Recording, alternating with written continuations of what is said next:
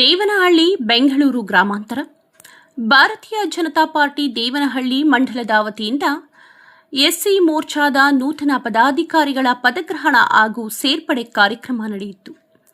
ಬೆಂಗಳೂರು ಗ್ರಾಮಾಂತರ ಜಿಲ್ಲೆಯ ದೇವನಹಳ್ಳಿ ಪಟ್ಟಣದ ಭಾರತೀಯ ಜನತಾ ಪಾರ್ಟಿಯ ಕಚೇರಿಯಲ್ಲಿ ಈ ಕಾರ್ಯಕ್ರಮ ಏರ್ಪಡಿಸಲಾಗಿತ್ತು. ಮಂಡಲ ಅಧ್ಯಕ್ಷರಾದ ಎನ್ಎಲ್ ಅಂಬರೀಶ್ ಗೌಡರ ಅಧ್ಯಕ್ಷತೆಯಲ್ಲಿ ದೇವನಹಳ್ಳಿ ಎಸ್ಸಿ ಮೋರ್ಚಾ ಮಂಡಲ ಅಧ್ಯಕ್ಷರಾದ ಕದಿರಪ್ಪ, ಎಸ್ಸಿ ಮೋರ್ಚಾ ಜಿಲ್ಲಾ ಅಧ್ಯಕ್ಷರಾದ ನಾರಾಯಣಸ್ವಾಮಿ, ಜಿಲ್ಲಾ ಪ್ರಧಾನ ಕಾರ್ಯದರ್ಶಿ ಬುಳ್ಳಳ್ಳಿ ರಾಜಪ್ಪರವರ ನೇತೃತ್ವದಲ್ಲಿ ಕಾರ್ಯಕ್ರಮ ಯಶಸ್ವಿಯಾಗಿ ನಡೆಯಿತು. ಇದೇ ಸಮಯದಲ್ಲಿ ಜಿಲ್ಲಾ ಪ್ರಧಾನ ಕಾರ್ಯದರ್ಶಿ ಬುಳ್ಳಹಳ್ಳಿ ರಾಜಪ್ಪ ಮಾತನಾಡಿ, ಕಾಂಗ್ರೆಸ್ ಸರ್ಕಾರ ದಲಿತ ವಿರೋಧಿಯಾಗಿದ್ದು, ಇದಕ್ಕೆ ಉದಾಹರಣೆಯಾಗಿ ಸಂವಿಧಾನದ ಶಿಲ್ಪಿ ಬಾಬಾ ಸಾಹೇಬ್ ಅಂಬೇಡ್ಕರ್ ಅವರಿಗೆ ಭಾರತ ರತ್ನ ಪ್ರಶಸ್ತಿ ನೀಡಲಿಲ್ಲ. ಭಾರತ ರತ್ನ ಪ್ರಶಸ್ತಿ ನೀಡಿದ್ದು ಪ್ರಧಾನಿ ವಿಪಿ ಸಿಂಗ್ ಆಡಳಿತದಲ್ಲಿ. ಅಂಬೇಡ್ಕರ್ ಅವರು ಮೃತರಾದಾಗ ದೆಹಲಿಯಲ್ಲಿ ಅಂತ್ಯ ಸಂಸ್ಕಾರ ನೆರವೇರಿಸಲು ಜಾಗ ನೀಡಲಿಲ್ಲ. ಕಾಂಗ್ರೆಸ್ ಸರ್ಕಾರ ಎಂದು ಕಾಂಗ್ರೆಸ್ ಸರ್ಕಾರ ದಲಿತ ವಿರೋಧಿ ಎಂದರು.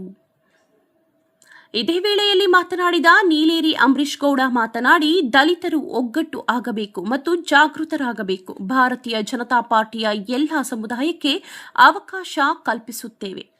ರಾಮನಾಥ್ ಕೋವಿಂದ್, ದ್ರೌಪದಿ ಮುರ್ಮು ಸೇರಿದಂತೆ ಅನೇಕರಿಗೆ ಉನ್ನತ ಹುದ್ದೆಗೆ ಅವಕಾಶ ಮಾಡಿಕೊಟ್ಟಿದೆ ಎಂದರು. ಇದೇ ಸಮಯದಲ್ಲಿ ಅನೇಕರು ದಲಿತ ಮುಖಂಡರು ಭಾರತೀಯ ಜನತಾ ಪಾರ್ಟಿಗೆ ಸೇರ್ಪಡೆಯಾದರು ಹಾಗೂ ಎಸ್ಸಿ ಮೋರ್ಚಾ ಪದಾಧಿಕಾರಿಗಳಿಗೆ ನೇಮಕಾತಿಯ ಆದೇಶ ಪತ್ರ ನೀಡಿದರು. ಬೆಂಗಳೂರು ಗ್ರಾಮಾಂತರ ಭಾರತೀಯ ಜನತಾ ಪಾರ್ಟಿಯ ಜಿಲ್ಲಾ ಪ್ರಧಾನ ಕಾರ್ಯದರ್ಶಿಯಾದ ನಾಗವೇಣಿ, ಹಿಂದುಳಿದ ವರ್ಗಗಳ ತಾಲೂಕು ಅಧ್ಯಕ್ಷ ಬಿಕೆ ನಾರಾಯಣಸ್ವಾಮಿ, ಮಹಿಳಾ ಮೋರ್ಚಾ ಅಧ್ಯಕ್ಷರಾದ ವಿಜಯ ರಾಘವೇಂದ್ರ, ಎಸ್ಪಿ ಮುನಿಯಪ್ಪ, ಅನಿಲ್ ಪ್ರಭಣ್ಣ, ಮಂಜುನಾಥ್ ಹಾಗೂ ಪಕ್ಷದ ಎಲ್ಲ ಮುಖಂಡರುಗಳು ಮತ್ತು ಕಾರ್ಯಕರ್ತರುಗಳು ಭಾಗವಹಿಸಿ ನೂತನ ಪದಾಧಿಕಾರಿಗಳಿಗೆ ಶುಭ ಹಾರೈಸಿದರು. ಕಾಂಗ್ರೆಸ್ ಇಷ್ಟಪಡಲಿಲ್ಲ. ಹಾಗಿದ್ರೆ ಬಾಬಾ ಸಾಹೇಬ್ ಅಂಬೇಡ್ಕರ್ ಅವರಿಗೆ ಭಾರತ ರತ್ನ ಕೊಟ್ಟಿದ್ಯಾರು? ಯಾವ ಸರ್ಕಾರ? ವಿಪಿ ಸಿಂಗ್ ಸರ್ಕಾರ. ವಿಪಿ ಸಿಂಗ್ ಅವರು ಬಾಬಾ ಸಾಹೇಬ್ ಅಂಬೇಡ್ಕರ್ ಅವರಿಗೆ ಭಾರತ ರತ್ನ ಕೊಟ್ಟರು.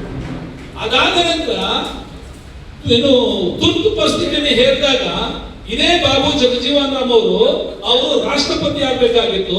ಆ ರಾಷ್ಟ್ರಪತಿಯನ್ನ ಮಾಡಲಿಕ್ಕೆ ಇಷ್ಟವಿಲ್ಲದ ಸರ್ಕಾರದ ವಿರುದ್ಧ, ಕಾಂಗ್ರೆಸ್ ವಿರುದ್ಧ ಬಾಬು ಜಗಜೀವನ್ ರಾಮ್ ಅವರು ಕೂಡ ಹೋರಾಟ ಮಾಡಿ ಧಿಕ್ಕರಿಸಿ ಅವರೇ ಒಂದು ರಾಷ್ಟ್ರೀಯ ಕಾಂಗ್ರೆಸ್ ಅನ್ನ ಸ್ಥಾಪನೆ ಮಾಡಿದ್ದು ಕೂಡ ಬಾಬು ಜಗಜೀವನ್ ರಾಮ್ ಅವರು.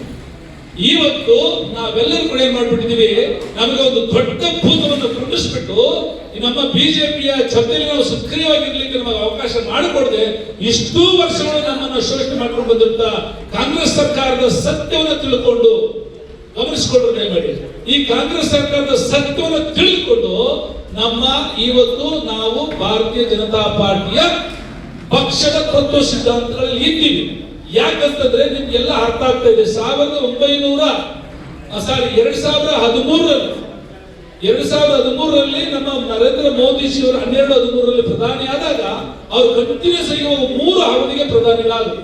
ಇವತ್ತು ನಮ್ಮ ನರೇಂದ್ರ ಮೋದಿಜಿ ಅವರು ಇದೇ ಬಾಬಾ ಸಾಹೇಬ್ ಅಂಬೇಡ್ಕರ್ ಅವರು ಸತ್ತಾಗ, ಬಾಬಾ ಸಾಹೇಬ್ ಅಂಬೇಡ್ಕರ್ ಅವರು ಮರಣ ಹೊಂದಿದಾಗ ಆಗಿನ ಕಾಲದ ವಿಮಾನಯಾನ ಮಂತ್ರಿಯಾಗಿದ್ದಂತಹ ಬಾಬು ಜಗಜೀವನ್ ರಾಮ್ ಅವರು ಇದ್ರು.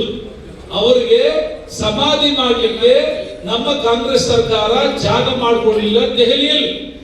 ಅವರನ್ನ ಬಾಂಬೆಗೆ ತಂದು ದಾದಾರ್ ಎಂಬ ಒಂದು ಪುಣ್ಯ ಭೂಮಿಯಲ್ಲಿ ಅವರು ಸಮಾಧಿ ಮಾಡಬೇಕಾದ್ರೆ ಡೆಲ್ಲಿಯಿಂದ ಬಾಂಬೆಗೆ ಅವರ ಶವವನ್ನು ತರಲಿಕ್ಕೆ ವ್ಯವಸ್ಥೆ ಮಾಡದೇ ಇರುವಂತ ನೀಚ ಕಾಂಗ್ರೆಸ್ ಸರ್ಕಾರದ ವಿರುದ್ಧವಾಗಿ ಆಗಿನ ವಿಮಾನಯಾನ ಸಚಿವರಾಗಿದ್ದಂತಹ ಬಾಬು ಜಗಜೀವನ್ ರಾಮ್ ಅವರು 5,000 ರೂಪಾಯಿ ದುಡ್ಡು ಕೊಟ್ಟು ಬಾಬಾ ಸಾಹೇಬ್ ಅಂಬೇಡ್ಕರ್ ಅವರನ್ನ ಬಾಂಬೆಯಲ್ಲಿ ಒಂದು ಸಮಾಧಿ ಮಾಡ್ಲಿಕ್ಕೆ ಅವಕಾಶ ಕೊಟ್ಟರು. ಆವತ್ತು ಕೂಡ ಗೌರವವಾಗಿ ನಡ್ಕೊಳ್ಳಿಲ್ಲ ಕಾಂಗ್ರೆಸ್. ಹೇಳ್ತಾವ್ ನಾನು ಸಂಜೆವ್ರಿಗೆ ಹೇಳ್ತೀನಿ, ಯಾರೋ ಕೇಳಿಸ್ತಾ ಇಲ್ಲ, ಯಾರೋ